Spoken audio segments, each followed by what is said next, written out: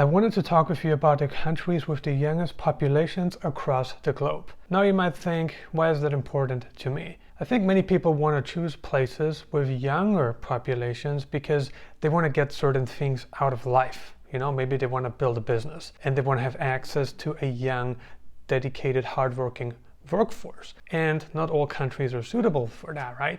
Or potentially they're interested in dating. So I wanted to dedicate this video to the countries with the youngest populations that also have a good amount of value to offer, so we don't end up in a place we don't want to end up in. The median age of a population is the age at which half of the population is older and half of the population is younger. For instance, let's say the median age of a country is 45 years, right? That means half of the population is younger than 45 years and half of the population, so the other half, is older than 45 years. Naturally, there's going to be countries that have a much younger population than others for many different reasons, including feminism, obviously, including people not breeding anymore, and we're seeing this across the Western Hemisphere. So the countries that have the youngest generations, that have the youngest workforce, are typically countries that have conservative values, that have traditional values. We're talking about collectivist societies like the Philippines. We're talking about many developing countries here, because in westernized countries we actually see much higher average population age than we do in the Eastern Hemisphere, right? Or for instance in South America, in certain countries in South America. And that's of course going to be an issue for countries that want to make sure they have enough revenue coming in.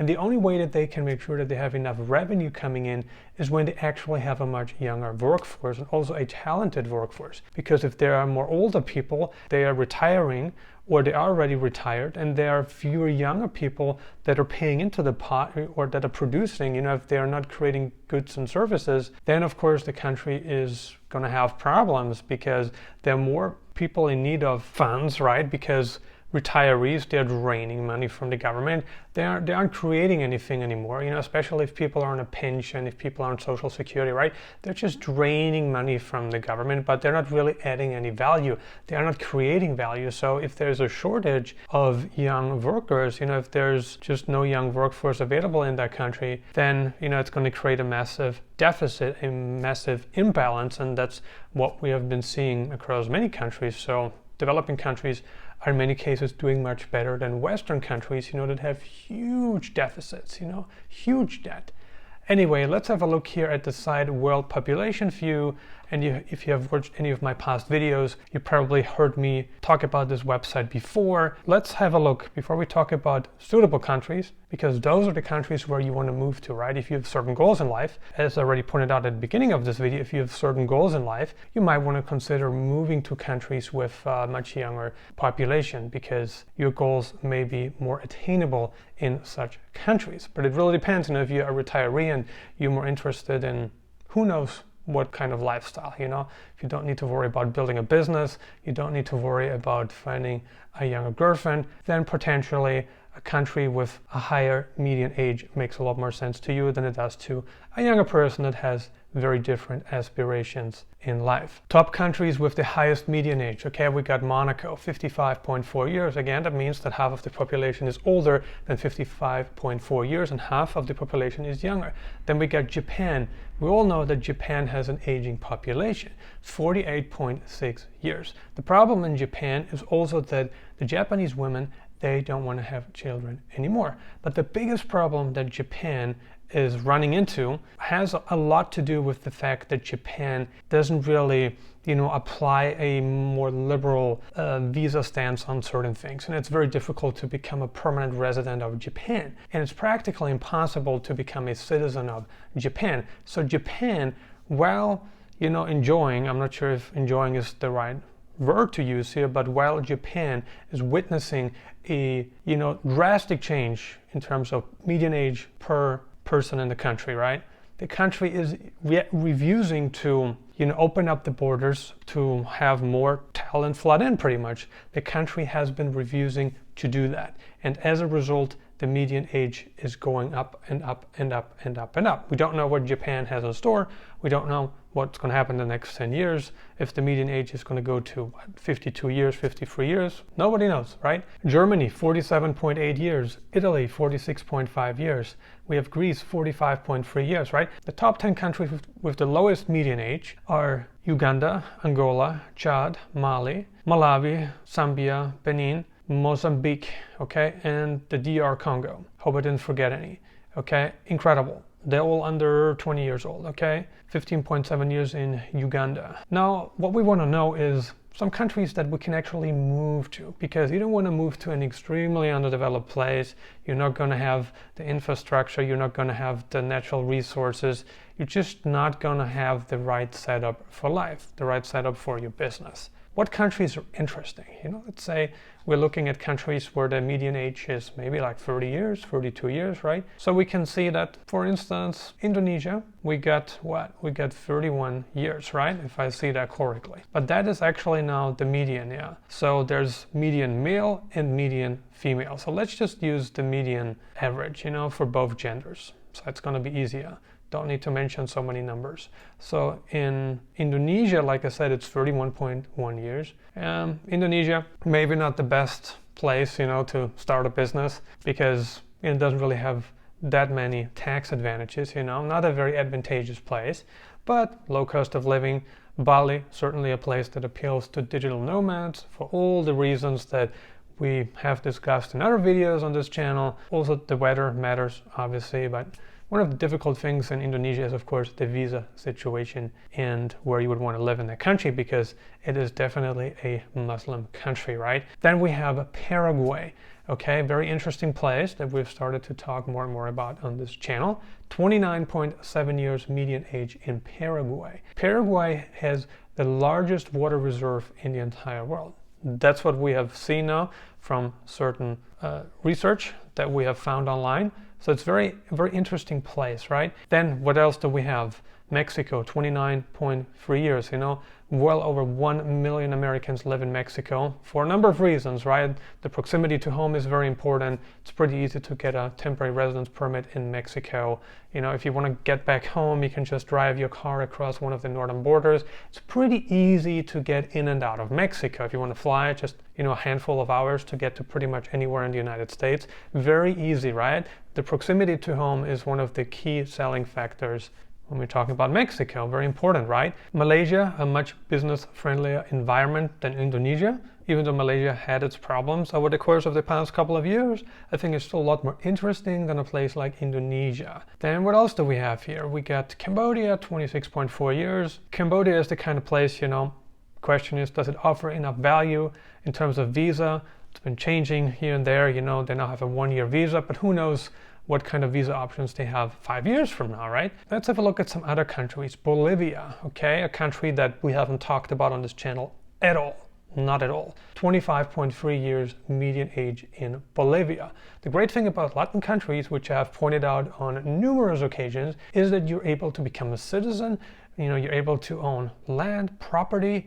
You get the same civil rights that a local person has access to right now. It's just a much more liberal environment to do business in, a much more liberal environment to live in than a place like Indonesia, than a place like Cambodia, right? It's not so open. Even though in Cambodia you can actually become a citizen, so I take that back, you can become a citizen, one of the few countries that allow dual citizenship, but still, certain disadvantages there. Philippines, 24.1 years.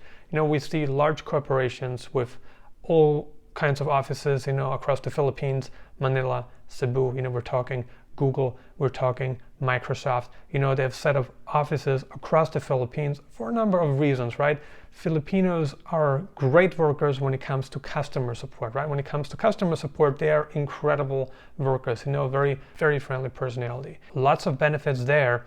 If you want to go there, and the Philippines also has, of course, a very liberal visa policy. You can go there on a tourist visa and extend it, until you've been in the country for 36 months, then you would need to leave, but you can come back in, right? The Philippines has definitely some value, in my humble opinion.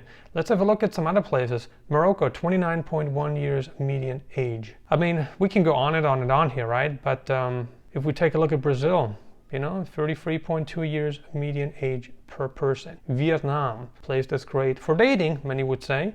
31.9 years is the median age in Vietnam.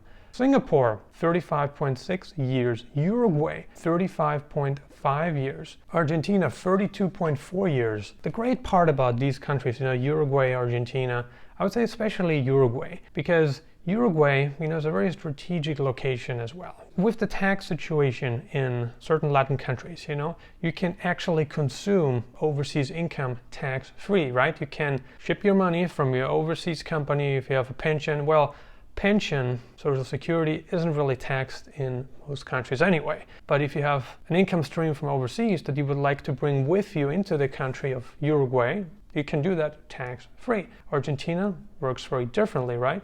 Argentina applies residence-based taxation, whereas Uruguay applies territorial taxation, right? So much different, much better. Now, if we take a look at some other countries here, Albania, very interesting country. I would say good if you want to hire people as well. Many English-speaking people in Albania, especially the younger generation, because we're talking about the younger generation in this video, right? We're not talking about people that are like 50 plus, 60 plus. No, we're talking about people that are at a good working age. Then what else we got? Curacao, those Caribbean islands, not for everyone for sure, but we take a look at Montenegro, 39.6 years. Again, we're again moving up the ladder here. We're definitely going up, and we're not seeing any other Eastern European country at all. We're seeing Moldova, not a really interesting place, right? Doesn't really have that much to offer. As a rule of thumb, developing countries are going to have a much younger workforce than developed countries. It's just how it is. In developing countries, people have to work. They have to make ends meet. And if you look at Western countries and you see, okay, the birth rate per woman has been dropping over the past decades, pretty much nonstop in most countries. And you take a look at the statistics and you say to yourself, why aren't those people producing more children? It has a lot to do with wealth creation. It has a lot to do with comfort.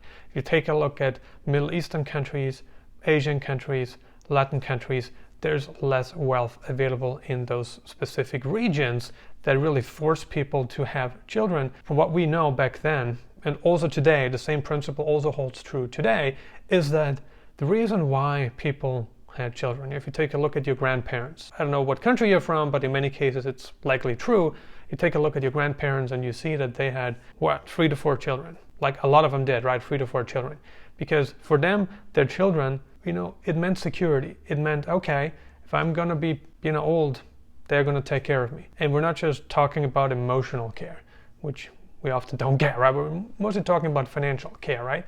And that's also the concept still in developing countries, that people believe, hey, more children means more security, more people will pay into this pot, and in many developing countries, there is no real pension system in place. It exists in developed countries more than in developing countries, even though some developing countries are also applying pension systems now. So it is starting to develop in certain countries. In some countries it has more developed than in others, but that's pretty much the main thing. So in the West, people are like, hey, I don't need to worry about kids because government's taking care of me, right? I myself paid into the pot for 40 years, 30 years. And now, we're talking about the baby boomers. They're like, hey, now I can access the money that I've preserved for myself. That's how they think. Whereas in developing countries where the government is not doing that, they're not taking care of their citizens financially, there's just more of a responsibility within the community to handle this very specific issue. Which of the discussed countries that offer some of the youngest generations across the globe interest you the most? Comment below. Consider subscribing if you haven't already. I'm uploading new videos on digital nomad locations, travel updates, and investment advice several times a week right now. And if you got some more time left, check out these videos. Thank you for watching.